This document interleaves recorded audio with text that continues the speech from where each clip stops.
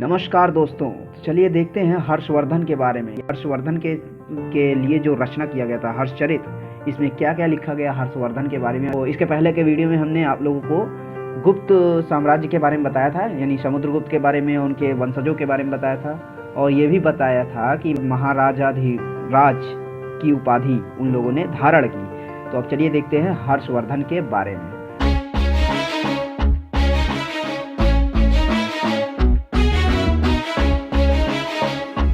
तो जिस तरह गुप्त वंश के शासकों के बारे में हमको अभिलेखों और सिक्कों से पता चला था, उसी तरह कुछ अन्य शासक जो थे इतिहास के, उन शासकों के बारे में हमको उनकी जीवनी से पता चला।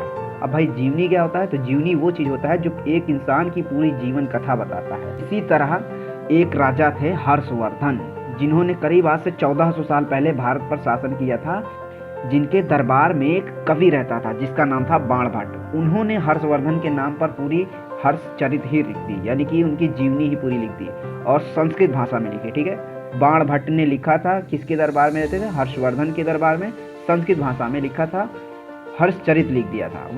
हर्षवर्धन की वंशावलियों के बारे में भी इसमें बताया गया, और साथ ही साथ हर्षवर्धन किस तरह से राजा बने, इस चीज़ का पूरा वर्णन बताया गया। और जो स्वयंत्यांग आया था, जो कि हमने पाठ 9 में बताया था, आप लोगों को शायद याद हो कि स्वयंत्यांग और फासियान और साथ ही साथ एक थे इत्सिंग, इन तीनों के बारे में मैंने बताया था कि ये तीनों तीर्थयात्री भारत कब आए थे। तो वैसे ही स्वयंत्यांग आज से करीब 1400 साल पहले ही आए थे, और ठीक उसी समय इनका यानी कि हर्षवर्धन का समय यानी शासनकाल चल रहा था। तो ये उस समय काफ़ी समय तक अपने हर्षवर्धन के दरबार में रुके हुए थे, और साथ ही साथ हर्षवर्धन के बारे में बहुत सारी डिटेल्स यानी विवरण अपने साथ अपनी किताबों में बताए। तो इन चीज़ों से हमें हर्षवर्धन के पिता के बारे में और इनके बारे में पता चला कि हर्षवर्धन अपने पिता के सबसे बड़े बेटे नहीं थे। तो अपने पिता के मर जाने और अपने बड़े भाई के मर जाने के कारण यानी मृत्यु हो जाने के कारण हर्षवर्धन को राजा बनना पड़ा, जो कि थानेश्वर के राजा बने। अब आपको थानेश्वर यहाँ पे दिखाई पड़ रहा होगा। और साथ ही बहनोई उनके कन्नौज के शासक थे, यानी उनके बहन के हस्बैंड कन्नौज के शासक थे, लेकिन बंगाल के कुछ शासकों ने उनको मार डाला भाई साहब।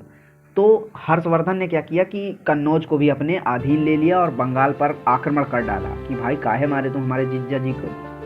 फिर मगध को धीरे धीरे बंगाल को जीता, मगध को जीता, और पूरब में बढ़ता ही गया और बहुत जीता। यानी पूरब में उसको जितनी सफलता मिली उतनी उसको दक्षिण में और पश्चिम उत्तर में नहीं मिली उसको, इसलिए वो पूरब में बढ़ता ही गया। जब वो नर्मदा नदी को पार करके दक्कन की ओर बढ़ रहा था, दक्कन बोले तो कि दक्षिण की ओर थोड़ी और बढ़ रहा था, तब उनको चालुक्य नरेश नाम के और पुलकेशिन द्वितीय नाम के शासकों ने रोक दिया था। अब भाई साहब ये चालुक्य नरेश कौन है, ये कहाँ से टपक पड़े, और ये पुलकेशिन कौन है, इनके बारे में हम अगले वीडियो में बताएंगे, जो कि है पल्लव, चालुक्य और पुलकेशिन द्वितीय, अगले वीडियो में। ठीक है, तो ये हमारा अगले वीडियो का टॉपिक रहेगा। अब इनके बारे में हम अगले वीडियो में जानेंगे। तब तक के लिए आप बने रहिए और इस सब चीज़ों को समझिए कि किस तरह से ये आपस में इंटरलिंक हो रही हैं एक दूसरे से। ठीक है, तो be happy and be safe.